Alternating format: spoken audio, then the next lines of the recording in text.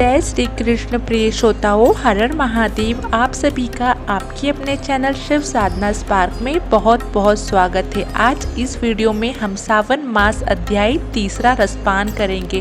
कल दूसरे अध्याय में हमने ईश्वर जी और सनत कुमार के बीच संवाद के अंतर्गत जाना था श्रवण मास में व्रत के उद्देश्य के बारे में। आज हम आगे का अध्याय प्रारंभ करते हैं। बोलिए भगवान भोलेनाथ की जय। भगवान शंकर जी के शब्दों को सुनकर सनत कुमार जी बोले, हे भगवान, आपने व्रत समूह का उद्देश्य कहा है।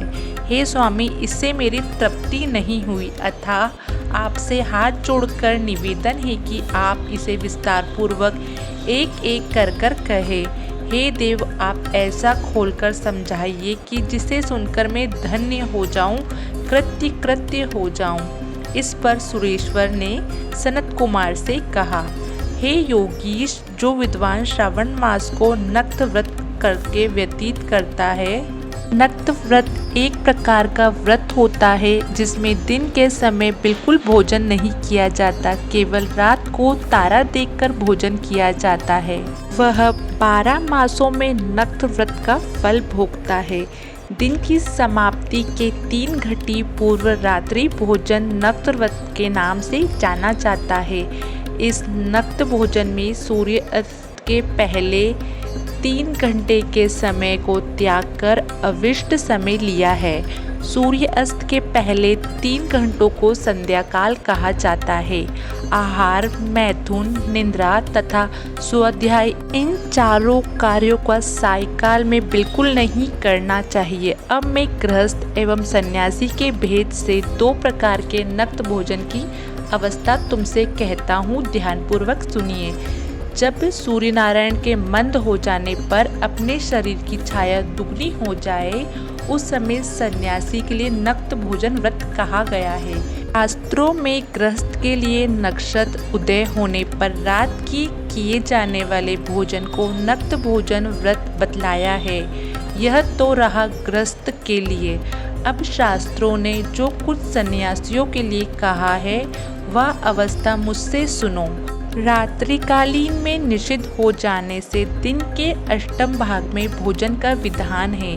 गृहस्थियों को विधि द्वारा रात में नक्त व्रत करना चाहिए। सन्यासी, विधवा तथा विधुर पुरुष सूर्य अस्त के पूर्व भोजन करें। पुत्रवान, आश्रयहीन तथा स्त्री विहीन पुत्रवान विधुर रात्रि में बिल्कुल भोजन ना करें, क्योंकि पुत्रवान भी आश्रमी ही होते हैं। विद्वान को चाहिए कि स्वाधिकार अनुसार नक्त व्रत करे। श्रावण मास में नक्त व्रत करने वाले प्राणी को उत्तम गति की प्राप्ति होती है। श्रावण मास के आ जाने पर पहले दिन प्रतिपदा तिथि में प्रातःकाल यह संकल्प करना चाहिए, मैं श्रावण मास में एक समय तक ब्रह्मचर्य व्रत धारण करके प्रतिदिन प्रातःकाल स्नान करूँगा। नक्त व्रत, रात्रि शयन तथा प्राणियों के साथ दया का व्यवहार करूँगा। प्रभु, यदि मैं इस व्रत के आरंभ होने के पश्चात और इसकी समाप्ति से पूर्व मर गया तो हे दयानिधि जगतपति, उस समय आपके प्रसाद से मेरा यह व्रत परिपूर्ण हो। इस प्रकार मास के आरंभ में संकल्प करके नक्त व्रत करना चाहिए। भगवान शंकर ने आगे कहा, इस प्रकार नक्त व्रत करता हुआ व्यक्ति मुझे अति प्रिय हो जाता है।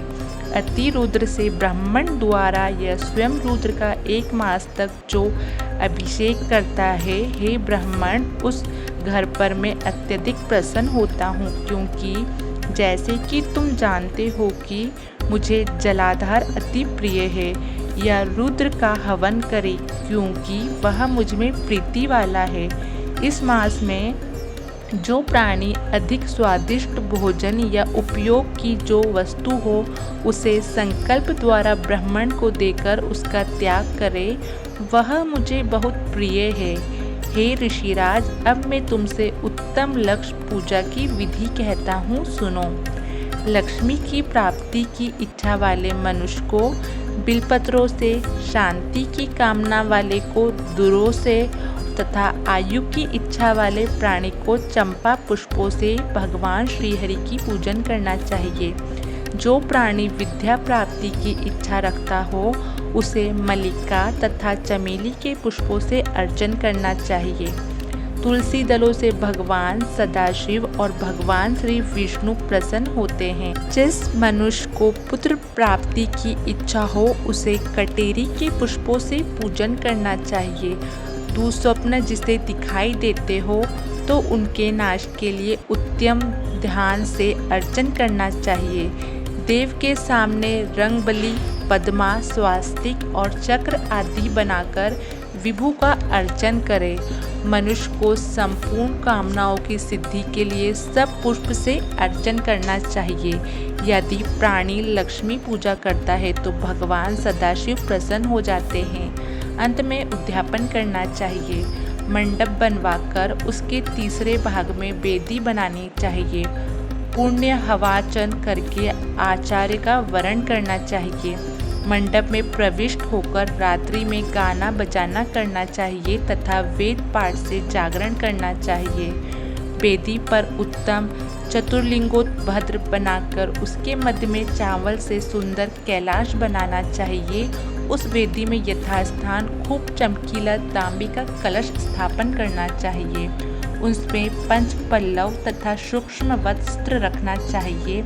उसमें पार्वती पति भगवान सदाशिव की सोने की मूर्ति को या फिर आपके पास जो भी मूर्ति हो श्रद्धा अनुसार पंचामृत से स्नान करवाकर स्थापित करके अर्चना करें।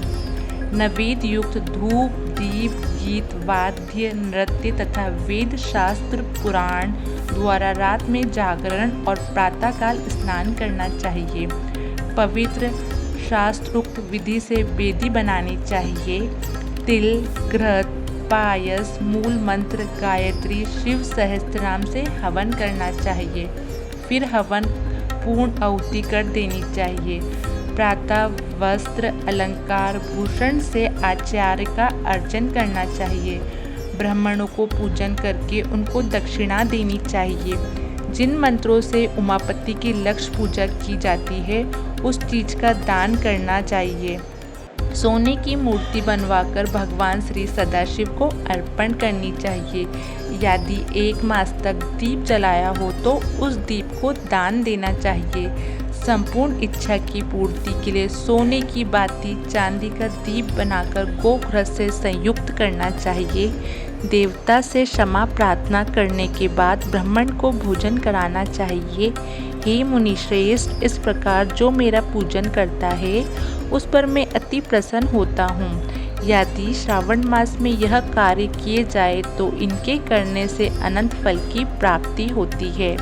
इस मास में अपनी किसी प्यारी चीज का त्याग करके वह चीज मुझे अर्पण की जाती है तो तुम मुझसे उसका फल सुनो। इस लोक में अथवा परलोक में वह वस्तु लाख गुना अधिक प्राप्त होती है। फल की इच्छा त्याग करने पर यह फल होता है। निष्काम करने पर उत्तम गति की प्राप्ति होती है। जो मेरा भक्त रुद्री पाठ करता है वह प्रति अक्षर करोड़ों वर्ष तक रुद्रलोक में जाकर निवास करता है। पंचामृत के अभिषेक से मोक्ष प्राप्त करता है। अब श्रवण मास में भूमि पर सोने वाले को क्या फल मिलता है वह सुनो। हे योगीश, मूंगे या हाथी दांत से बनी हुई या चंदन की बनी हुई, नवरत्न से जड़ी हुई, मृदु गरुड़ चिन्ह से संपन्न कपड़े वाली, रुई से भरी हुई गद्दे युक्त रमणीक झालरदार तकियों से संपन्न शैया को प्राप्ति होती है। वह शैया उसे सुंदर स्त्री अन्न रत्नों से विभूषित मिलती है। इस श्रावण मास में जो ब्रह्मचार्य से रहता है उसका वीर्य अधिक पुष्ट होता है। तेजस्विता, बल, शरीर दृढ़ता और धर्म कार्य में समस्त उपकारी वस्तुएं उसको सहज ही प्राप्त हो जाती है। उसे ब्रह्म की प्राप्ति भी हो जाती है।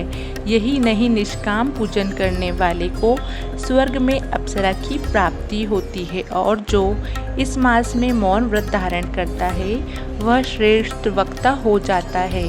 मौन व्रत दिन का हो, रात का हो या भोजन के समय का हो, मौन व्रत में यदि प्राणी घंटा तथा पुस्तकें दान करे तो उसको सब शास्त्रों की जानकारी अपने आप प्राप्त हो जाती है। वह मौन व्रत के प्रभाव से बृहस्पति के तुल्य बुद्धि वाला हो जाता है और किसी से झगड़ा बिल्कुल नहीं हो पाता। इस प्रकार श्री स्कंद पुराण के अंतर्गत ईश्वर सनत कुमार संवाद में श्रवण मास महत्व में नक्त व्रत, लक्ष्य पूजा, भूमि शयन, मौन आदि व्रत कथन नामक तीसरा अध्याय पूर्ण हुआ। बोलिए भगवान भोलेनाथ की जय। हर हर महादेव। दोस्तों, आपको यह वीडियो पसंद आई तो वीडियो को लाइक, चैनल को सब्सक्राइब और बेल आइकन को प्रेस करना ना भूलें ताकि आने वाले ऐसे ही और वीडियो के नोटिफिकेशन आपको प्राप्त हो सके।